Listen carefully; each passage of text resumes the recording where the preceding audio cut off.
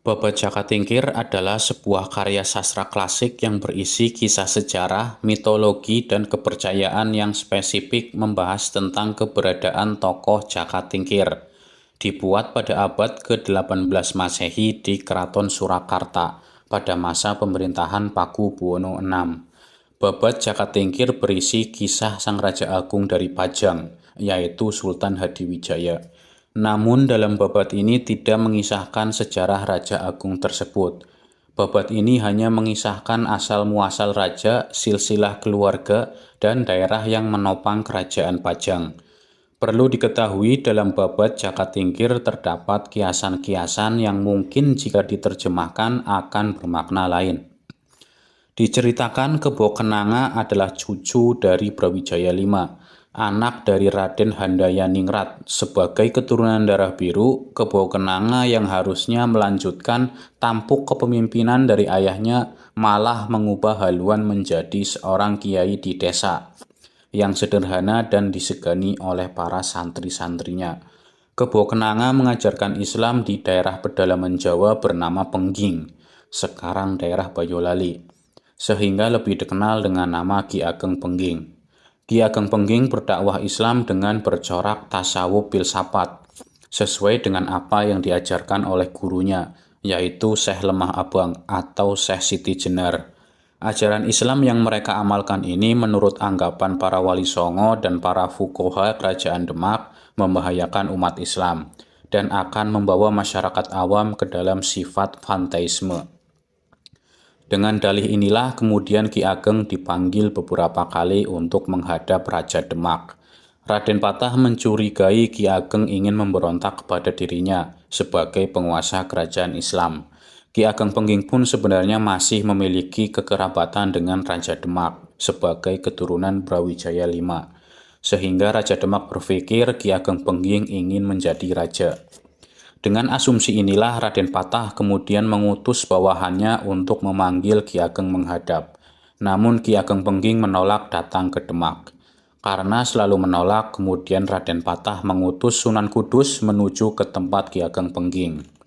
Berangkatlah rombongan Sunan Kudus ke Pengging dan setelah sampai keduanya terlibat adu bantah mengenai keilmuan dan kanuragan. Sunan Kudus sendiri mengagumi kepandaian dan kecerdikan Ki Ageng Pengging. Hingga akhirnya Sunan Kudus memberikan penjelasan maksud kedatangannya adalah untuk menjalankan perintah menghukum mati penguasa Pengging tersebut. Singkat cerita, dengan gagah beraninya Ki Ageng Pengging menyatakan dengan sukarela dan senang hati menyambut kematiannya daripada harus dipaksa menghadap ke Demak. Akhirnya beliau pun meninggal dunia dengan diberitahu titik kelemahannya yang berada di ujung sikunya, yang kemudian ditusuk oleh keris Sunan Kudus. Namun menurut serat Siti Jenar, Ki Ageng Pengging meninggal karena kemauannya sendiri. Bahkan dikisahkan bahwa Ki Ageng Pengging berhasil menyadarkan Sunan Kudus mengenai fitnah-fitnah pada ajaran Syekh Siti Jenar dengan memberi pengertian yang sebenarnya. Akhirnya Ki Ageng Pengging pun meninggal dunia dengan caranya sendiri, bukan karena ditusuk keris oleh keris Sunan Kudus. Namun pada intinya kematian Ki Ageng Pengging ini disebabkan oleh sikap penolakannya yang konsisten terhadap pemerintahan Demak Bintoro. Pada saat peristiwa tersebut, putra Ki Ageng yang bernama Mas Karebet masih sangat muda. Kemudian setelah itu Mas Karebet diasuh oleh saudara jauh Ki Ageng Pengging yang bernama Nyai Tingkir, sehingga Mas Karebet lebih dikenal dengan nama Jaka Tingkir. Jaka Tingkir lalu tumbuh menjadi pemuda yang tangguh dan tampan. Dalam menghabiskan masa mudanya, Jaka Tingkir rajin bersemedi dan mempelajari ilmu bela diri. Dia berguru pertama kali kepada Sunan Kalijaga. Kemudian dia berguru kepada Ki Ageng Selo. Setelah itu dia juga berguru kepada Ki Ageng Banyubiru, kakak dari mendiang ayahnya. Sampai pada suatu masa atas nasihat Sunan Kalijaga, Joko Tingkir diminta datang ke Demak untuk mengabdi kepada Sultan Trenggono. Berangkatlah Jaka Tingkir ke Demak dan menjadi pengawal raja. Karena kepandaiannya menarik hati dan simpati Sultan Trenggono, ia pun diangkat menjadi kepala prajurit. Suatu hari Jaka Tingkir ditugaskan untuk menyeleksi penerimaan prajurit baru. Di antara beberapa calon prajurit tersebut, seseorang bernama Dadu Ngawuk dengan angkuh ketika gilirannya diseleksi malah menantang Jakatingkir untuk menjajal kesaktiannya. Hal tersebut yang kemudian menyulut emosi Jakatingkir. Dadu Ngawuk ditusuk dengan sadakinang atau tusuk konde sampai menembus jantungnya. Hal tersebut membuat Jakatingkir dipecat dari ketentaraan dan diusir dari Demak, karena kabarnya Dadu Ngawuk adalah kerabat dari Kesultanan Demak. Ia merasa sangat putus asa dan kemudian ia pergi ke makam sang ayah di Pengging. Di sana Jakatingkir mendengar suara yang menyuruhnya pergi ke tempat pamannya, yaitu Ki Ageng Banyu-Biru. Kedatangannya ke tempat Ki Ageng Banyu-Biru rupanya telah diketahui dan seketika itu diterima menjadi muridnya. Setelah beberapa bulan menimba ilmu, Ki Ageng Banyu-Biru sudah memperbolehkan Jakatingkir untuk menemui Sultan Demak, guna memohon pengampunan atas kesalahannya yang pernah dilakukan, yaitu membunuh Dadu Ngawuk. Sebelum keberangkatannya, Ki Ageng Banyu-Biru memberikan Jakatingkir sebuah ikat pinggang pusaka bernama Timang Kiai Bajul Giling. Konon katanya timang tersebut terbuat dari biji baja murni yang diambil dari dalam gumpalan magma lahar Gunung Merapi dan kulit buaya, di mana dengan kekuatan gaibnya biji baja murni itu oleh Ki Banyu-Biru dibuat menjadi pusaka. Kekuatan yang dimiliki dari ikat pinggang tersebut adalah kebal dari segala macam senjata tajam dan ditakuti semua binatang buas. Dikutip dari Babat Jakatingkir, perjalanan kembali Jakatingkir ke Demak dilakukan dengan rakit yang hanya terdiri dari susunan beberapa batang bambu.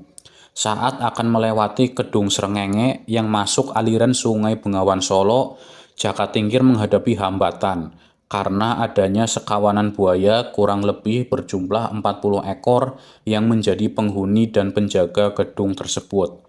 Dari ke-40 buaya tersebut dipimpin oleh seekor buaya putih yang sangat besar. Dengan kesaktian dan bela diri yang mumpuni, Jakatingkir dengan mudah mengalahkan buaya putih tersebut. Dan berkat ikat pinggang pusaka Kiai Bajul Giling yang dapat menjinakkan hewan buas, ke-40 buaya tersebut menjadi pengawal Jakatingkir.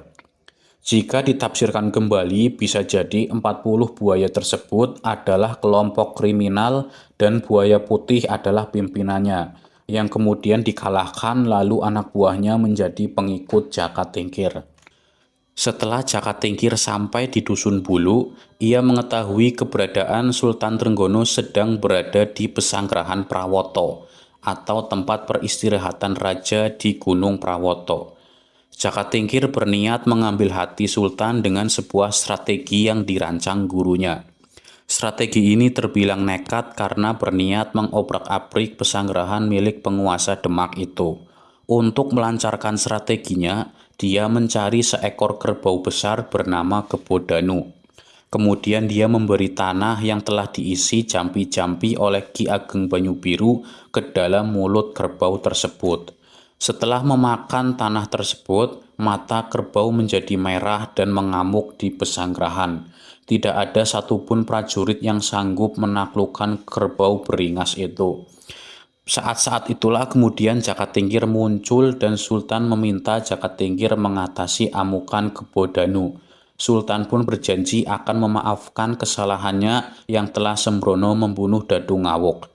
Jakatingkir menyanggupi permintaan tersebut dan membunuh si kerbau Danu dengan sekali pukul.